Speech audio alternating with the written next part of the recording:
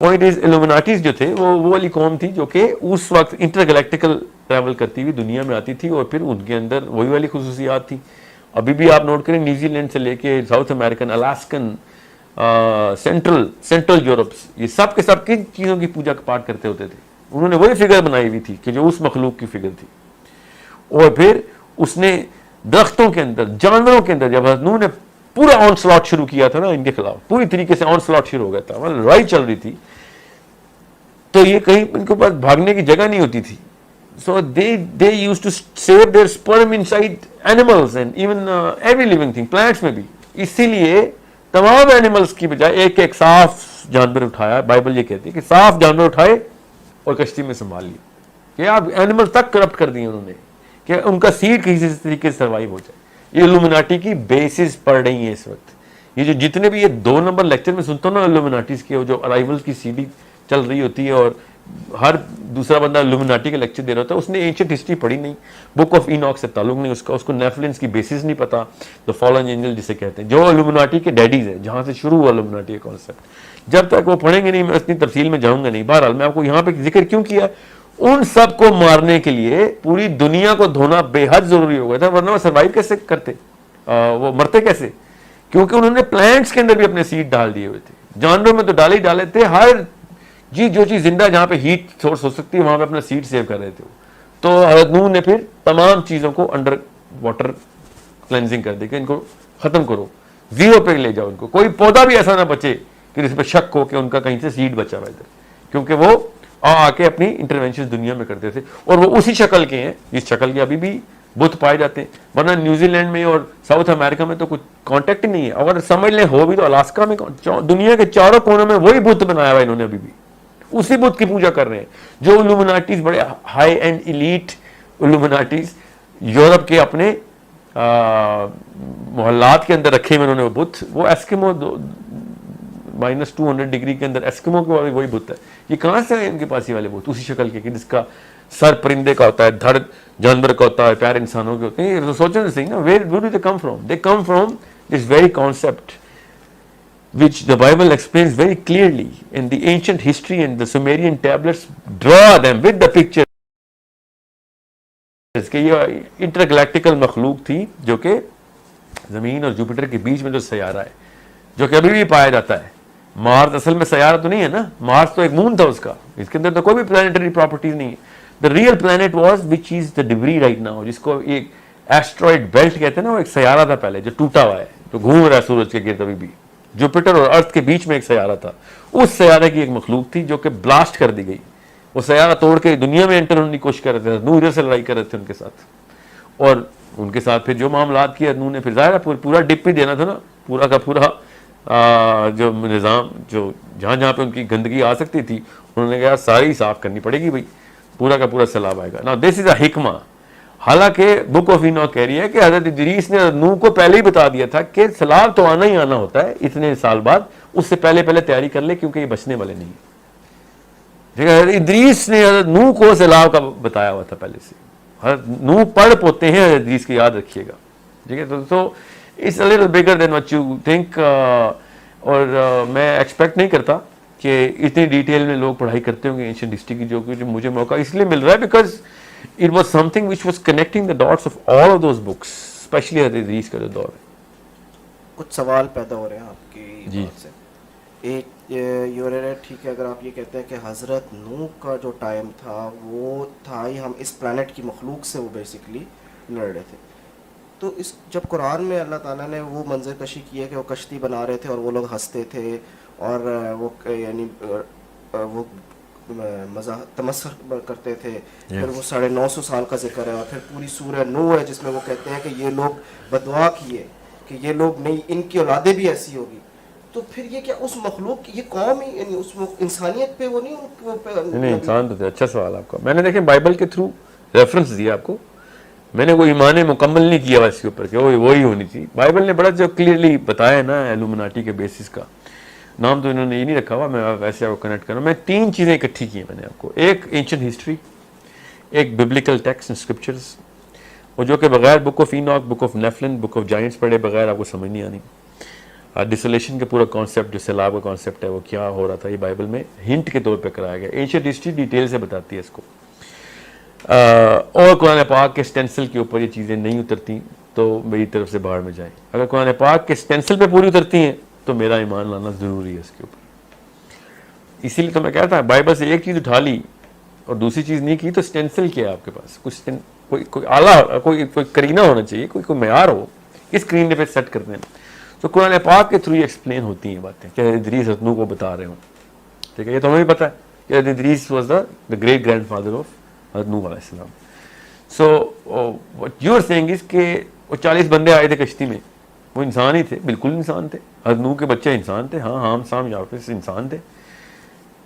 حضرت نوح کا ایک اور بچہ بھی تھا جو کہ پہاڑ پہ چڑھ گیا تھا، جو نہیں ایمان نہیں لے کے آیا تھا. سوال بڑا سمپل سا ہے، جو چیزیں ہمارے لیے تعلق سے رکھتی تھی نا، ہم سے ڈائریکٹ تعلق ہے، ہماری ہدایت کے لیے کیا، وہ اللہ تعالیٰ نے قرآن پاک میں بتا دی. ٹھیک ہے، جو ہم سے پہلے سے پوری طریقے سے چلی آ رہی تھی اللہ تعالیٰ نے اس کو زیادہ ڈیٹیل میں نہیں گیا کہ یہ تو پہلے سے ہی آپ کو پتا ہے.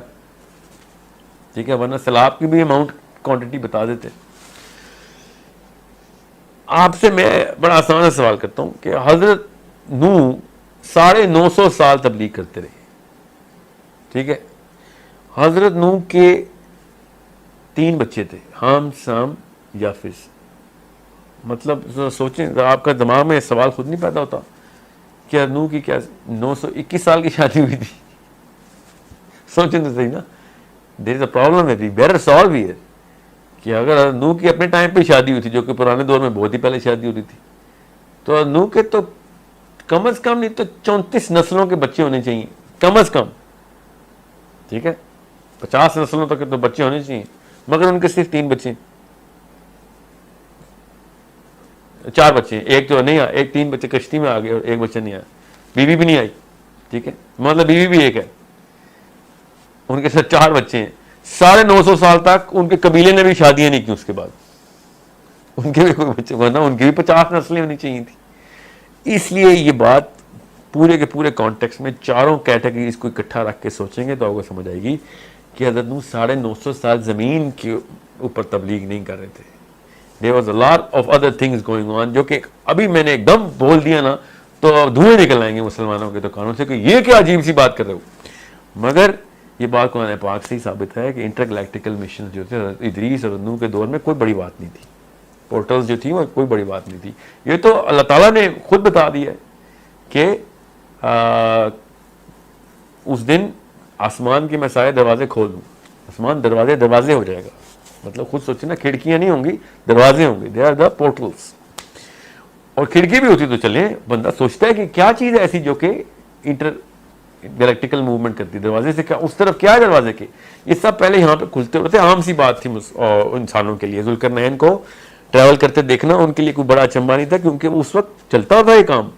اور ادریس 4تھے آسمان تک جاتے ہیں تو یہ والا واقعہ اتنی کوئی تعجب سے کیوں نہیں لکھا جاتا، معجزے کے طور پہ کیوں نہیں لکھی گئی یہ ساری باتیں. حضرت ادریس اگر 4تھے آسمان پہ گئے تو معجزہ کیونکہ ان کے لیے کوئی بڑی بات نہیں تھی. اس وقت یہ ماحول اس طرح کا نہیں تھا. آپ خود سوچیں نا، حضرت آدم کو کیا نیچے پھینکا گیا ہے؟ یہ پیراشوٹ لے کے آئے تھے. کیسے آئے تھے حضرت آدم نیچے؟ انسان ہے نا، اس کو تو ہم فرشتہ نہیں مانتے نا. حضرت آدم زمین پہ کیسے پہنچے؟ There is inter dimensional way that actually does open, and اسی کے تھرو معراج ہوئی ہے. معراج پہ تو ہمارا کانسیپٹ کلیئر ہے نا. معراج پہ اوپر جب گئے ہیں تو اللہ کے نبی صلی اللہ علیہ وسلم، وہ بھی غامدی صاحب نے کہا خواب میں گئے، اصل میں نہیں گئے. ٹھیک ہے، اب آپ ایک طرف آپ اپنا فلسفہ آپ ٹلٹ کر لیتے ہیں نا تو باقی کی ساری چیزیں ڈیلیٹ کرنی پڑتی ہیں آپ کو.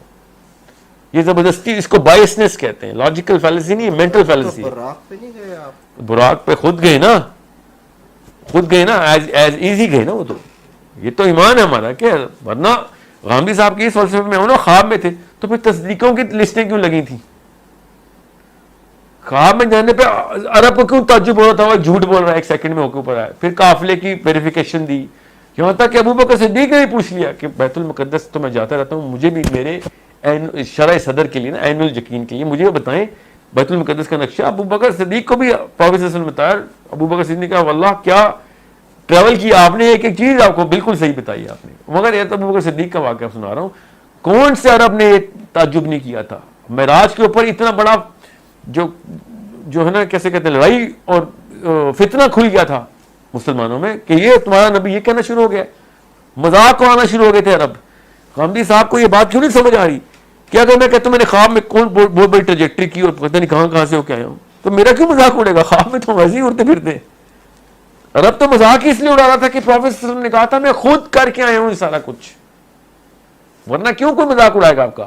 صحابہ, بڑے بڑے صحابہ کرام نے بڑا وقت دیکھا ہے اس کو, کیونکہ لوگ تصدیق شروع ہو گئے تھے مسلمانوں کی کہ تمہارا نبی تو کہتا ہے منٹ میں اوپر سے ہو کے واپس بھی آ گیا, 7 آسمانوں کی سیریں کی ہیں اس نے, بیت المقدس گیا وہ. سوچیں نا صحیح, یہ مجھے یہ ساری ہسٹری ریڈ کرنی پڑتی ہے اگر آپ بائسنس کسی ایک طرف کریں. یہ میرے اسلائی کی طرف بائسنس ہے کیونکہ انہوں نے کہہ دیا خواب ہے, کیونکہ بنی اسرائیل میں رویا کا لفظ نکل آیا. یہ بات کہیں اور جا رہی ہے, میں آپ کو بس چھوٹا کر کے بتا رہا ہوں کہ چونکہ وہ رویا کا لفظ نکل آیا تو انہوں نے کہا رویا کا تو مطلب ہی خواب ہوتا ہے, جس طرح وہ یہ توفی کا مار ہی دیا, عیسیٰ کو مار ہی دیا انہوں نے, کیونکہ اس کا تو مطلب ہی موت ہوتا ہے. آپ اللہ کو بتائیں گے کیا مطلب ہوتا ہے؟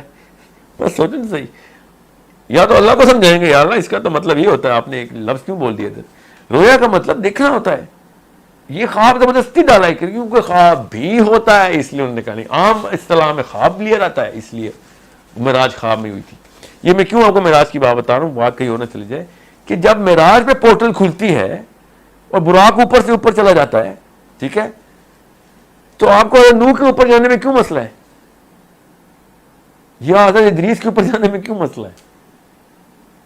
اچھا میں تھوڑا سا کلیئر کرنا چاہ رہا ہوں, مجھے مسئلہ نہیں ہے, میں صرف ان دونوں ڈاٹس کو ملانا چاہ رہا ہوں جو آپ ایکسپلین کر رہے ہیں اور قرآن میں بالکل جو قوم حضرت نوح کی قوم کی پوری صورت ہے کہ اللہ انہوں نے انسانوں کی جو ہاں, تو انسانوں کے جو معاملات ہمارے اوپر اطلاق ہوتے ہیں نا, اللہ تعالیٰ نے بتا دیے کہ ان انسانوں نے نہیں مانا تو انسانوں کے ساتھ یہ ہوا ہے.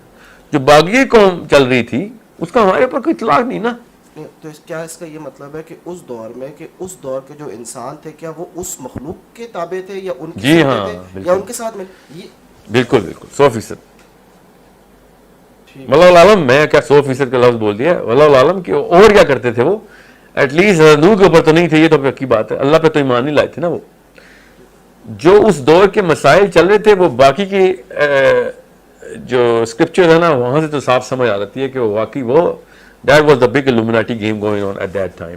Illuminati میں اس لیے کہہ رہا ہوں کیونکہ وہ بھی یہی کہتے ہوتے کہ کیا تم کس قسم کی فلسفے پہ آ گئے ہو, ہم تمہیں نیا علم دیتے ہیں, ہم تمہیں آسمانوں میں اڑنا سکھائیں گے.